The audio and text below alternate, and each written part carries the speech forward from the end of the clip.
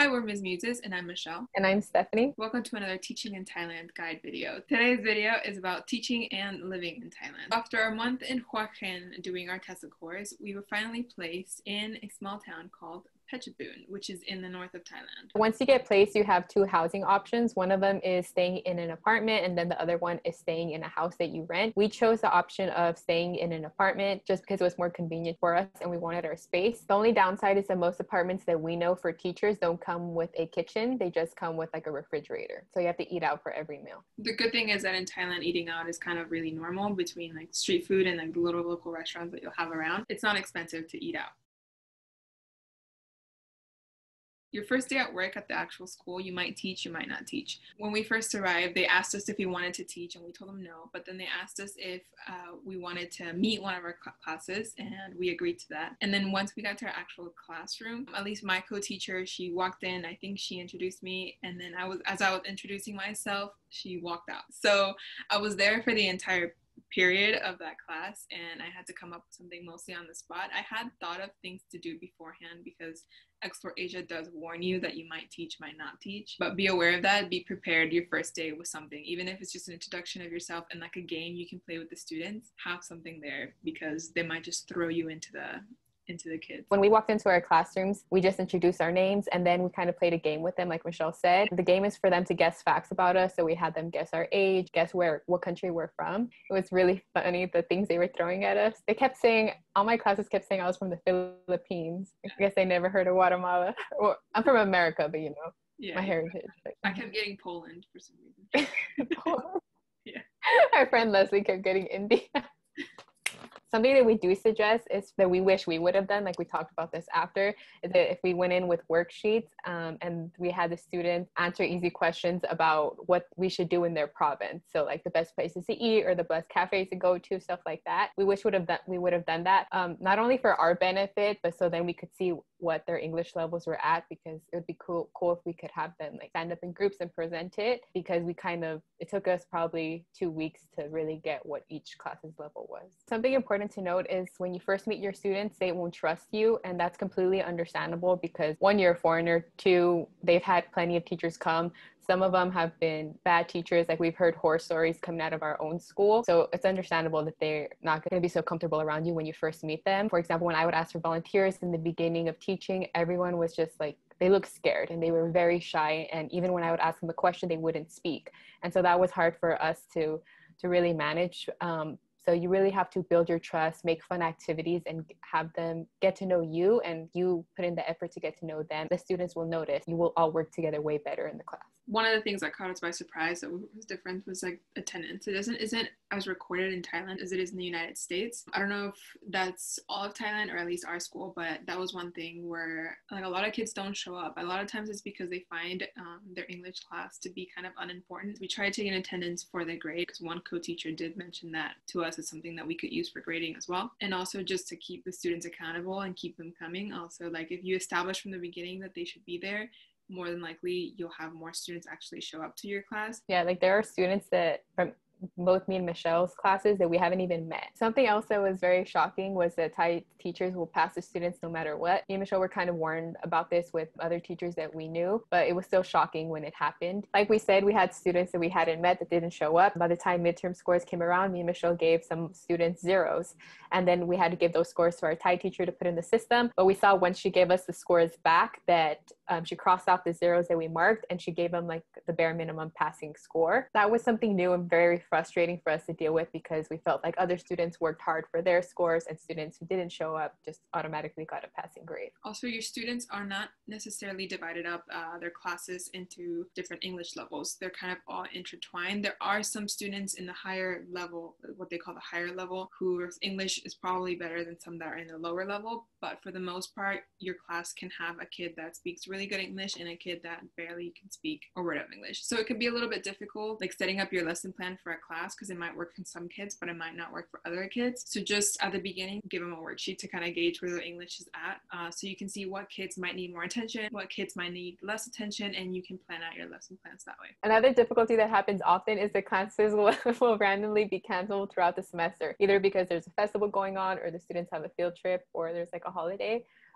or other reasons. That causes trouble for us as teachers in the classroom because a lot of times we didn't find out until the day of.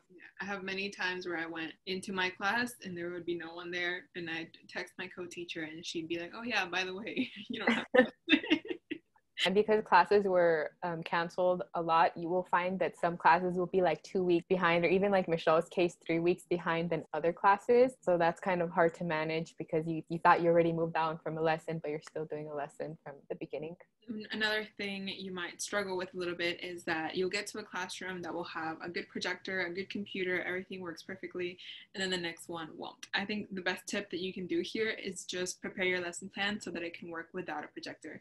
After like a week or two, once you know your classrooms, you'll know which classrooms have a projector and which ones don't. But at the beginning, just plan to make sure that your lesson plans work for both, because you never know. So another difficulty that you will have if you teach older students is that they will lack a lot of motivation, especially for my class, my level. I had Mateum 5, which is equivalent to juniors in high school. So, you know, they're almost done with high school. They're basically done. To them, school is like a joke, which is the way we were. So it's understandable. But yeah, you have to make sure that your lesson plans are very engaging and as creative as possible, and really get them to do group work to keep them busy, because if not, you will see that they just completely lack that motivation to do their work. Like there's been times where me and Michelle have both had to like stand over students and be like, okay, start writing. But I also taught one class of Mateum 2, which were like 8th graders. So that was completely different to my Mateum 5. They all saw me as like the authority figure and kind of showed more respect. Not that my other ones didn't, but they acted completely different. Another issue that I had was that I was a young teacher and we were kind of close in age. So a lot of times it was hard for me to cut the relationships from friends to like student and teacher. But I think the overall goal is for you to just build a real relationship with them, because once you have that, you should be fine. They'll listen to you. They'll respect you. Thai students are heavy on respect with teachers, which is completely different than America.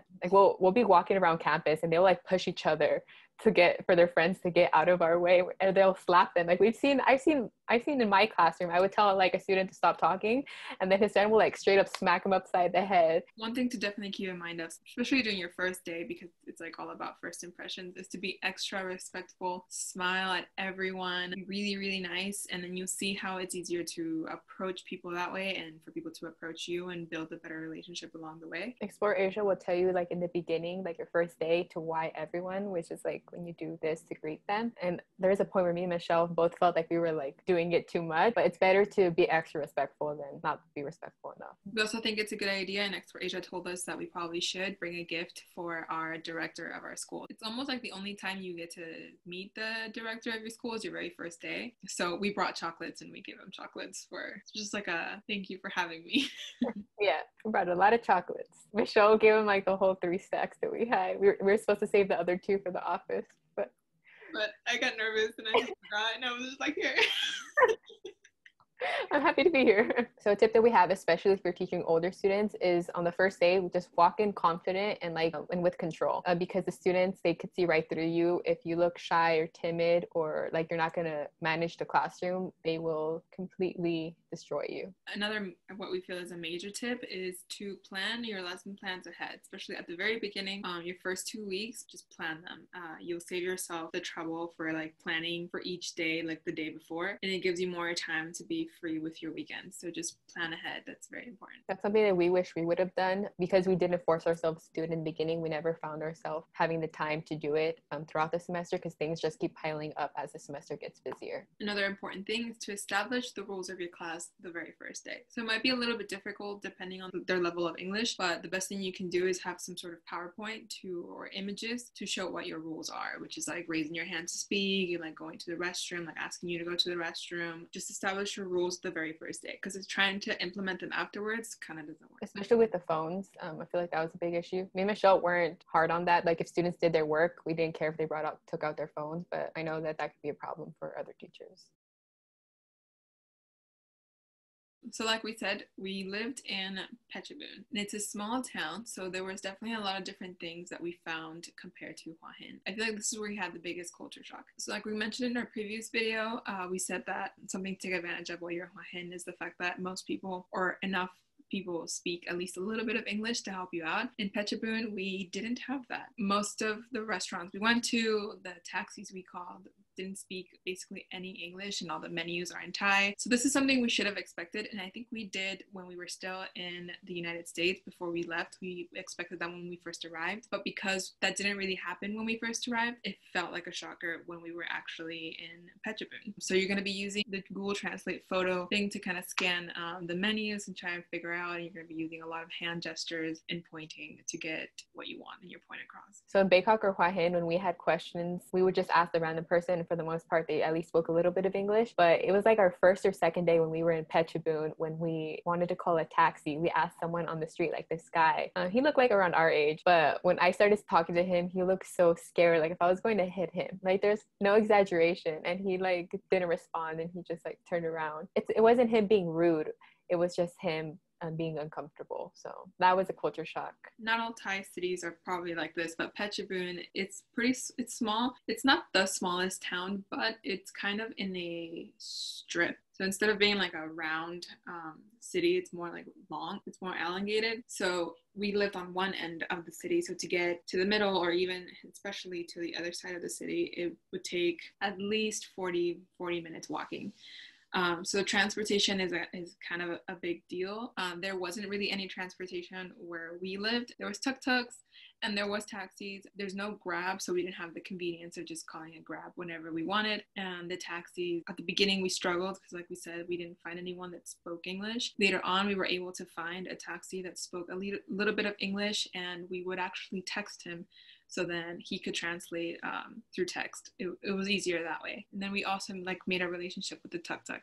So these things take a while to build, but once you have them, it becomes a lot easier. A lot of people just rent motorbikes. We thought about doing it a couple times, and every time we got close to the idea of renting one, we would see a motorbike accident on the road. So we took it as a sign that it probably wasn't a good idea to do that. So because we don't know how to ride them, so we would have had to learn in that moment. So we just thought it was better not to. So we basically just went from walking, taxis, and tuk-tuks. Yeah, but I think it's important to note that if you're not scared of learning how to ride a motorcycle, you should definitely use that option to rent, because we found ourselves a lot of times we kind of had like an unofficial curfew because we wanted to be convenient for our taxi or tuk-tuk person, especially when we went out to drink. One of our favorite things to do at Phetchabun was hands down Muay Thai, but the Muay Thai gym was like a 32-minute walk, or 36-minute walk. It was a 36-minute walk from our apartment. Which we attempted once. Almost died. No exaggeration. Almost died. So then after that, we used tuk-tuks and taxis. But it ended up being especially one of our favorite things, and the place where we met one of our closest friends, and it becomes really fun. It's not like you go into like a class, you almost do like one-on-one training, and you start to get to know the trainers there and the people that go there often, especially the more often you go. At one point, like I feel like we were their little like puppets. One day they taught us how to do clenching, which we had never done before, and we did it with each other, and that was pretty funny. I'm sure it was really funny to watch for them to see us clenching each other and us fighting each other. But it's a lot of fun, so we recommend doing Muay Thai. One, you learn a new skill, and two, you'll probably make friends there. There's a point where they were so comfortable with us that like we were their little puppets. Like I just found my leg being lifted up at one point, and them just trying to show us moves and just having a good time. So there's a lot of cafes all over Thailand, and then you'll soon find your favorite cafes within your province. We had a couple that we loved in Phetchabun, and we spent our weekends there a lot, whether we had a lesson plan or just hang out. One thing that's specific to Phetchabun is its mountains. I think this is where they have the highest peak of mountains, where it's probably like the coldest in Thailand, which is like 12 degrees Celsius. It's not that bad, but considering you're in Thailand where it's never cold at all, this gets a little chilly. So we live between 30 to 45 minutes away from Khao, which I hope I'm saying that right. There's a temple there, so it's the mountains, and there's a temple that you can visit. There's other spots. There's like a garden that our friend later took us to as well. I'll put the spots down below. And it's a nice place to get away from the little city, to just have like a little escapade into the mountains, and you can get there through a taxi or like a songtao. You can also spend the night up there. So it wouldn't be like camping, like you going into the forest and you go camping, but they have, I guess it's what you would call glamping. So there's a lot of like little hotels that have these little tents or little cabins, and it's known for like you can go there and sleep so that when you wake up early in the morning, you're above the clouds. We didn't get to do it. I wish we had, but I would definitely recommend anybody that goes to do it, because it sounds, and I've seen pictures and it looks Beautiful. A quick summary of the tips and the recommendations we have. Most importantly is just be open-minded. Know that things aren't necessarily going to go your way. Like your lesson plan might not go your way. Your classes might be canceled without you really knowing until the day of. Just be open-minded to everything and anything, because at the end of the day, like the experience, one, of just being in Thailand, and two, of teaching and being with your students is 100% worth it. There's no greater feeling than seeing your students' progress from the beginning of the semester to the end. So all those frustrations and problems that you may have are worth it. Teaching is very tiring and can be super overwhelming at times. So we recommend that you have at least one thing for yourself for it to be like a stress reliever. Ours was Muay Thai, but there are definitely other things that you can do. We definitely recommend joining something. One, because it's the best way to make friends and meet people like in Thailand. In your school, there might be other foreign teachers which you can totally hang out with and everything, but I think it's really cool that you're in Thailand, so might as well try and meet Thai people. Get the full cultural experience. So if we're being honest, Phetchabun as a province wasn't for us. We felt a lot of times that it was very draining and there wasn't much to do, but that's just our personal opinion. Yeah, and I think it was also heavily influenced by the fact that we didn't have like a form of transportation. I think a motorbike definitely helps being able to get around and do more things. I think that was part of it as well. I think at one point Phetchabun is small, so the amount of things that you can do are limited. And I think one of the most important things was that it's not as connected to everything else. So for us to travel, we had to do a lot of traveling to get to a beach or anything like that. The closest thing was Chiang Mai, and even to get to Chiang Mai it's like 6 hours. So I think that was also part of it, because we kind of wanted to do things over the weekend, but they take a bit of a long time to just do in a weekend. You need days off. And at one point I thought it was just us being pessimistic about Phetchabun, but then I talked to a senior who, Pang, if you're watching this, and I remember she told me that she can't wait to get out of Phetchabun because there's nothing to do here. And that's when I was like, okay, it's not only us. But even with that and like all the other little bumps that we had, like the people we met and all those like experiences we had made the experience totally worth it. And we still, like, Phetchabun still holds like a special place in our hearts. So we're almost done with our Thailand series. Our next and last video is what to pack when you're teaching abroad in Thailand. So stay tuned and subscribe for more. We're Miss Muses, and we'll see you in the next one. Peace.